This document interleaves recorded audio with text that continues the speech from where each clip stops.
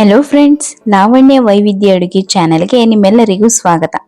ಇವತ್ತಿನ ವಿಡಿಯೋದಲ್ಲಿ ನಾನು ಹೇರಳೆಕಾಯಿ ಉಪ್ಪಿನಕಾಯಿನ ಹೇಗೆ ಮಾಡೋದು ಅಂತ ತೋರಿಸ್ಕೊಡ್ತಾ ಇದ್ದೀನಿ. ವಿಡಿಯೋನ ಎಲ್ಲೂ ಕೂಡ ಸ್ಕಿಪ್ ಮಾಡದೆ ಪೂರ್ತಿಯಾಗಿ ನೋಡಿ. ಹಾಗೆ ನೀವಿನ್ನೂ ನಮ್ಮ ಚಾನೆಲ್ನ ಸಬ್ಸ್ಕ್ರೈಬ್ ಆಗಿಲ್ಲ ಅಂದರೆ ಪ್ಲೀಸ್ ನಮ್ಮ ಚಾನೆಲ್ನ ಸಬ್ಸ್ಕ್ರೈಬ್ ಮಾಡ್ಕೊಳ್ಳಿ. ಬನ್ನಿ ಈಗ ಹೇಗೆ ಮಾಡೋದು ಅಂತ ನೋಡೋಣ.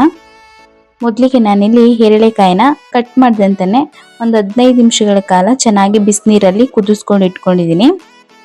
ಈಗ ಇದನ್ನು ಸಣ್ಣ ಪೀಸ್ಗಳಾಗಿ ಕಟ್ ಮಾಡ್ಕೋಬೇಕು. ನಿಮಗೆ ಯಾವ ಸೈಜ್ ಬೇಕಾಗುತ್ತೆ ಆ ಸೈಜಲ್ಲಿ ಕಟ್ ಮಾಡ್ಕೊಳ್ಳಿ. ನೋಡ್ತಾ ಇರ್ಬೋದು ನೀವು, ನಾನು ಈ ಸೈಜಲ್ಲಿ ಎಲ್ಲಾನು ಕೂಡ ಕಟ್ ಮಾಡಿ ಇಟ್ಕೊಂಡಿದ್ದೀನಿ. ಈಗ ಇದಕ್ಕೆ ನಾನು 1 ಒಳ ಹಿಡಿಯಷ್ಟು ಉಪ್ಪನ್ನ ಹಾಕೋತಾ ಇದ್ದೀನಿ. ನೋಡಿ, ಈ ರೀತಿ ಒಳಗಡೆ 1 ಹಿಡಿಯಷ್ಟು ಉಪ್ಪನ್ನ ಹಾಕಿ ಈಗ ಇದನ್ನು ಚೆನ್ನಾಗಿ ಮಿಕ್ಸ್ ಮಾಡ್ತಾ ಇದ್ದೀನಿ. ಚೆನ್ನಾಗಿ ಮಿಕ್ಸ್ ಮಾಡಿದಾಗ ಒಂದು ದಿನ ಇದನ್ನು ಹಾಗೆ ಮುಚ್ಚಳ ಮುಚ್ಚಿ ಇಟ್ಟಿರಬೇಕು. ಆಗ ಉಪ್ಪು ಚೆನ್ನಾಗಿ ಹಿಡಿಯುತ್ತೆ ಉಪ್ಪಿನಕಾಯಿ.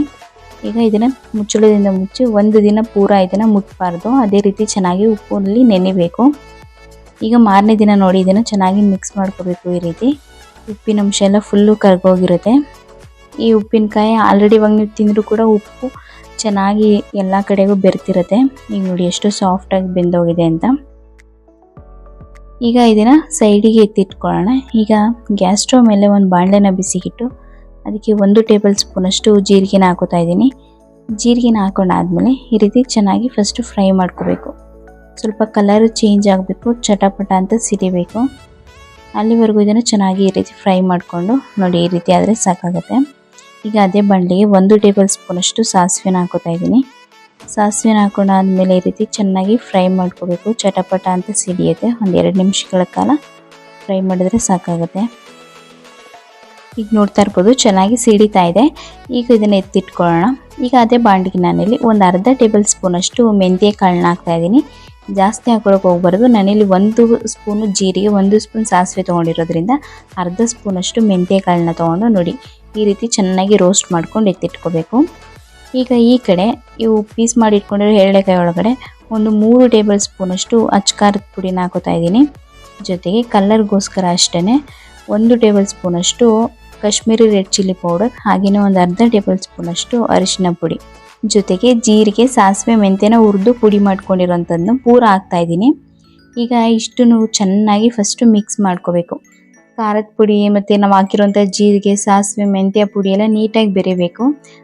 ಈ ರೀತಿ ಚೆನ್ನಾಗಿ ಮಿಕ್ಸ್ ಮಾಡ್ಕೋಬೇಕು, ಮಸಾಲೆ ಎಲ್ಲ ಕಡೆಗೂ ಹೋಗೋ ರೀತಿ. ಈಗ ಅದೇ ಬಾಣಲೆನ ನಾನು ಗ್ಯಾಸ್ ಸ್ಟವ್ ಮೇಲೆ ಬಿಸಿಗಿಟ್ಟು ಅದಕ್ಕೆ ನಾನು 1 ಬೌಲಷ್ಟು ಎಣ್ಣೆನ ಹಾಕ್ತಾ ಇದ್ದೀನಿ. ಎಣ್ಣೆ ಹೆಚ್ಚಾಗಿದ್ದಾಗ ಉಪ್ಪಿನಕಾಯಿ ಜಾಸ್ತಿನೇ ದಿನದವರೆಗೂ ಇಟ್ಕೋಬೋದು.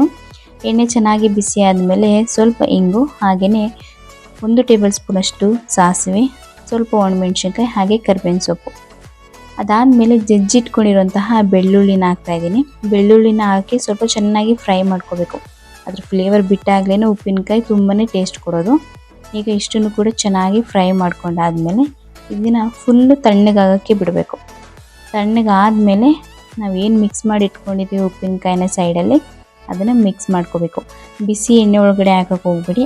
ಜಾಸ್ತಿ ದಿನ ಉಪ್ಪಿನಕಾಯಿನ ಇಟ್ಕೊಳ್ಳೋದಕ್ಕಾಗಲ್ಲ, ಏಕೆಂದರೆ ಇದು ಹೇರಳೆಕಾಯಿನೇ ಉಪ್ಪಿನಕಾಯಿನೇ ಹಾಗೆ. ಈ ರೀತಿ ತಣ್ಣಗೆ ಮಾಡಿ ನೀವು ಮಿಕ್ಸ್ ಮಾಡಿದಾಗ ನೀವು ತುಂಬ ಒಂದು 2 ತಿಂಗಳು 2.5 ತಿಂಗಳವರೆಗೂ ಫ್ರಿಡ್ಜಲ್ಲಿ ಸ್ಟೋರ್ ಮಾಡಿ ಇಟ್ಕೊಂಡ್ರೆ ಒಂದು 3 ಮಂತ್ಸ್ವರೆಗೂ ಇಟ್ಕೋಬೋದು. ಅಷ್ಟು ಚೆನ್ನಾಗಿರುತ್ತೆ. ಈಗ ಇಷ್ಟನ್ನು ಚೆನ್ನಾಗಿ ಮಿಕ್ಸ್ ಮಾಡ್ಕೋಬೇಕು. ನೋಡಿ ಎಷ್ಟು ಕಲರ್ಫುಲ್ ಹಿಂಗೆ ಚೆನ್ನಾಗಿ ಕಾಣಿಸ್ತಾ ಇದೆ ಅಂತ. ಈ ರೀತಿ ಚೆನ್ನಾಗಿ ಮಿಕ್ಸ್ ಮಾಡಿಕೊಂಡು ಸ್ವಲ್ಪನ ನೀವು ಹೊರಗಡೆ ಇಟ್ಕೊಂಡು ಇನ್ನು ಸ್ವಲ್ಪ ಟೈಟ್ ಆಗಿರೋಂಥ ಒಂದು ಡಬ್ಬಿಲಿ ಮುಚ್ಚಳನ ಹಾಕಿಟ್ಬಿಟ್ರೆ ಚೆನ್ನಾಗಿರುತ್ತೆ. ನೋಡಿದ್ರಲ್ಲ ಸ್ನೇಹಿತರೆ, ಹೇರಳೆಕಾಯಿ ಉಪ್ಪಿನಕಾಯಿನ ಹೇಗೆ ಕ್ವಿಕ್ಕಾಗಿ ಮಾಡ್ಬೋದು ಅಂತ. ಈ ವಿಡಿಯೋ ಇಷ್ಟ ಆಗಿದ್ರೆ ಈ ವಿಡಿಯೋಗೆ ಲೈಕ್ ಕೊಟ್ಟು ಹೇಗೆ ಬಂತು ಅಂತ ಕಮೆಂಟ್ ಮಾಡಿ ತಿಳಿಸಿ. ಹಾಗೆ ನೀವು ಕೂಡ ಮನೇಲಿ ಒಂದ್ಸಲ ಟ್ರೈ ಮಾಡಿ. ನೀವು ಇನ್ನೂ ನಮ್ಮ ಚಾನಲ್ನ ಸಬ್ಸ್ಕ್ರೈಬ್ ಆಗಿಲ್ಲ ಅಂದರೆ ಪ್ಲೀಸ್ ನಮ್ಮ ಚಾನಲ್ನ ಸಬ್ಸ್ಕ್ರೈಬ್ ಮಾಡ್ಕೊಳ್ಳಿ. ಹಾಗೆ ಈ ವಿಡಿಯೋನ ನಿಮ್ಮ ಫ್ರೆಂಡ್ಸು ಮತ್ತು ಫ್ಯಾಮಿಲಿಗೆಲ್ಲ ಶೇರ್ ಮಾಡಿ. ಧನ್ಯವಾದಗಳು.